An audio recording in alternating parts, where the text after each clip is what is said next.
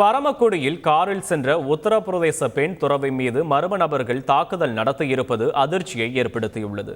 உத்தரப்பிரதேசத்தைச் சேர்ந்த இளம் பெண் துறவியான ஷிஃப்ரா பதக் ராமேஸ்வரம் செல்வதற்காக பரமக்குடி வந்துள்ளார். அரியநேந்தல் என்ற இடத்தில் அவரது காரை 6 பேர் கொண்ட கும்பல் வழிமறித்து தாக்கியதாக கூறப்படுகிறது. இதில் காரின் கண்ணாடி உடைந்து துறவி ஷிஃப்ரா பதக்கின் கையில் காயம் ஏற்பட்டது.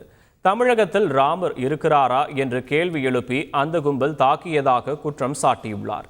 இதுகுறித்து காவல்துறையிடம் ஷிஃப்ரா பதக் புகார் அளித்துள்ளார். இதன் அடிப்படையில் சம்பவ இடத்திற்கு சென்று காவல்துறையினர் விசாரணை மேற்கொண்டனர். மேலும் தாக்குதலில் ஈடுபட்டவர்கள் யார் என்பது குறித்தும் விசாரித்து வருகின்றனர்.